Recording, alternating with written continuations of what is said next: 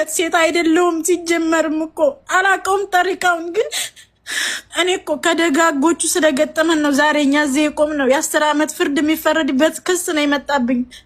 ለምን? ምንድነው ጥፋቴ? እኔ ማወቅ እፈልጋለሁ። ስህተቴ ምንድነው? የኢትዮጵያ ሕዝብ እንዲነግረኝ እፈልጋለሁ። በዚህ ልክ የምሳደደው ለምንድን ነው? ሲያደውሉብኝ እኔ አሁን ደውል አልፈልግም። ሰላም እንዴት ናችሁ? ደህና ናችሁ ወይ? እኔ ደህና ነኝ አልሐምዱሊላህ። ሸዋዬ ገጠሪዋን እንግዲህ እችን ምስኪን ልጅ በብዙ ሁኔታ እያጣበቧት ነው። ታገር ለማስወጣት ለፍታ አላደረችው፣ ማስና አላደረችው። ይች ልጅ ሱብሃንአላህ በገዛ ወገኖቿ በገዛ አገሯ ልጆች በጣም ታንዴም 2-3 ጊዜ እየተበደለች ነው ያለችው እና ወላሂ ላዚም ምን ይጠቀማሉ? ያገራቸውን እህታቸውን እችን ምስኪን አንድ ሴት ልጅ 24 ሰዓት ሙሉ እየለፋች እያለ ነገ ጥሩ ደረጃ ነገ ጥሩ ቦታ ላይ ደርሳለሁ ያለች እየለፋች ከልጆቿ ናፍቆት ተነጣጥላ እየለፋች እያለ እነሱ እንደዚህ ይሄን ያህል ርቀት የሚሄዱት ምን ለማግኘት ምን ለመጠቀም ነው? ይሄን ያህል ርቀት የሚሄዱት በጣም ምን የሚያሳዝነኝ ነገር ምንድን ነው?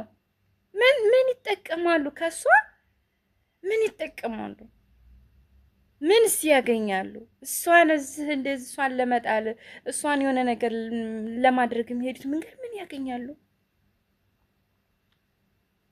ኧረ ቤት ሀበሻ ግን እስከዚህ ድረስ ክፋታችን ይሄ ሁሉ ይሄ ክፋታችን ነው አላሳድግም ያለን። ይሄ ክፋታችን ነው ትልቅ ቦታ አላደርሰን ያለን። ከሰው ጋር የማያዋድደን ከሰው ጋር ጥሩ ደረጃ የማንደርሰው እስከ መቼ ነው? ግን እንደው እስከ መቼ ድረስ ነው ኢትዮጵያኖች እርስ በራሳችን ተቃቅፈን ወደ ላይ ከፍ የምንለው? እስከ መቼ ድረስ ነው?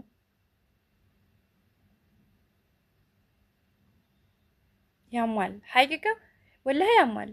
እስከ መቼ ማለት እኔ በቃ ሀበሻነታችሁን ኢትዮጵያዊነታችሁን እንዲትፍቁ እኮ ነው የሚያደርጉት። በቃ አገራችሁን በቃ አገር ኢትዮጵያ ነኝ ብላችሁ እስከምትሉ ድረስ የምታፍሩበት ደረጃ ላይ ነው የደረሳችሁት። በማን የተነሳ? በአንዳንድ እርጉም ሰዎች የተነሳ ማለት ነው። ለምን?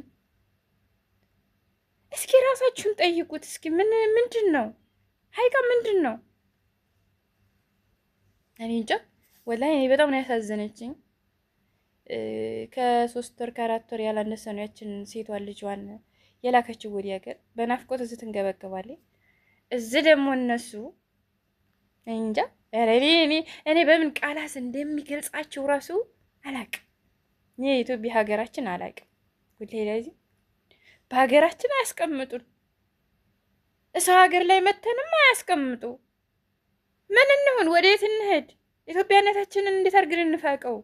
ሀይቃኔ ብዙ ነገር እኔ ራሱ እየደረሰብኝ ነበር። የምር በጣም የሚያስጠላው በጣም ነው የሚዘገን ነው።